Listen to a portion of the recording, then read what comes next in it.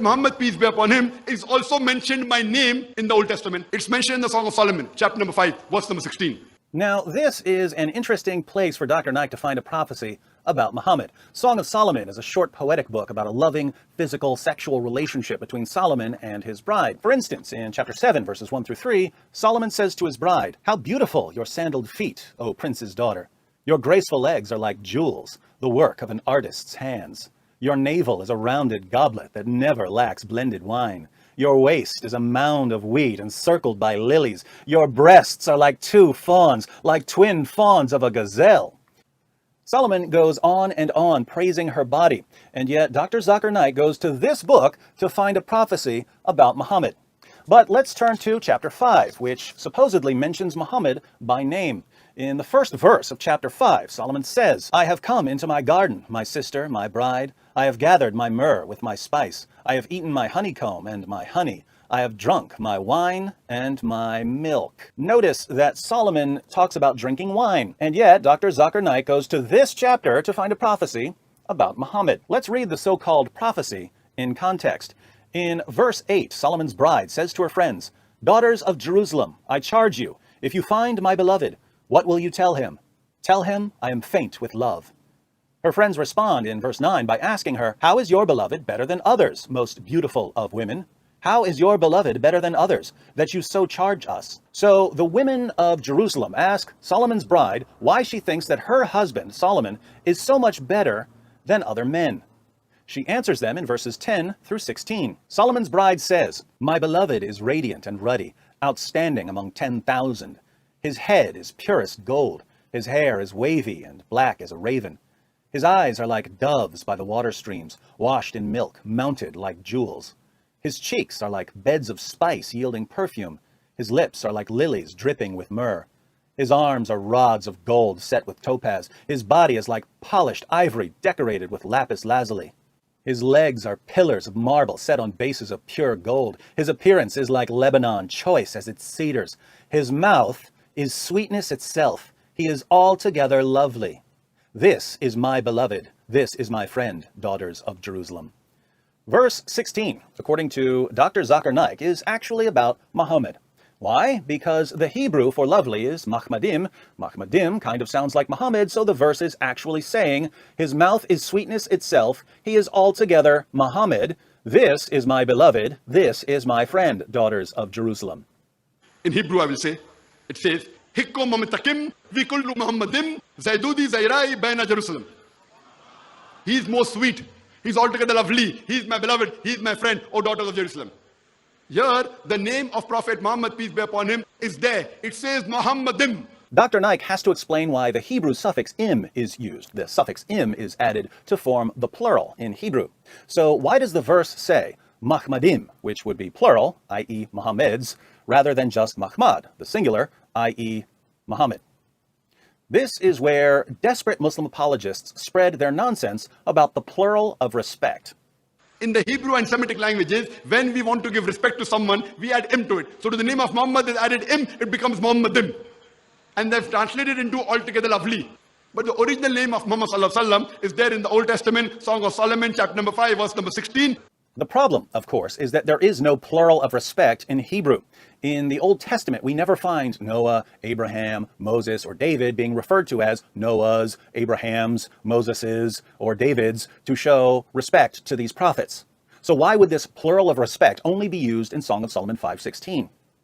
In Hebrew, the plural actually makes perfect sense here because altogether lovely is referring to all of the parts of Solomon's body that the bride just described. Remember, she just talked about his head, his hair, his eyes, his cheeks, his lips, his arms, his body, his legs, and his mouth. All of him, all of these parts that make up Solomon are lovely. So the plural is used. He is altogether lovely, head to toe. We could also point out that Dr. Naik commits what's called the phonic fallacy here. You commit the phonic fallacy when you say that two words in two different languages sound alike and therefore mean the same thing. Hebrew and Arabic are different languages. Dr. Naik thinks that since the word Mahmad sounds like the word Muhammad, it's really the same word. If that's Dr. Naik's theory of language, we can prove all kinds of things about Islam. For example, many Muslims say Allahu Akbar in various situations. Some of the Muslims in the audience even yell Allahu Akbar when Zakir Naik claims that Muhammad is mentioned by name in the Song of Solomon. Now, in Arabic, Allahu Akbar means God is greater. But since Dr. Naik believes that Hebrew and Arabic words that sound alike are really the same word, we can finally understand what Muslims are saying when they shout Allahu Akbar. In Hebrew, the word Akbar means mouse. So, when Muslims say Allahu Akbar, they're really saying Allah is a mouse. Those are the kinds of things we would normally point out to demonstrate the absurdity of translating the Hebrew word Mahmad, meaning lovely or cherished or pleasing, as Muhammad. But I'm feeling generous today, so I'm going to grant everything Dr. Zakir Naik says here. I'm going to grant that the word Mahmad is actually Muhammad, and that Solomon's wife mentions Muhammad by name in Song of Solomon, chapter 5, verse 16. I can't be more generous than that. Now let's think about the implications of Dr. Naik's claims. First, this is Solomon's bride talking. So if Solomon's bride is delivering a prophecy about Muhammad, then Solomon's bride is a prophet, according to Dr. Zakir Naik. Second, as we've seen, she's praising a man's body here. This makes perfect sense if she's talking about Solomon, but since Dr. Naik insists that she's talking about Muhammad, he's accusing Solomon's bride of lusting after another man, Muhammad, in a vision given to her by God. Third, if verse 16 is about Muhammad, then Solomon's wife calls Muhammad her beloved. But in chapter 7, verse 10, she says, I belong to my beloved, and his desire is for me. The desire of her beloved is for her.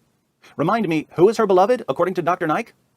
Her beloved is Muhammad, which means that Muhammad's desire was for Solomon's bride.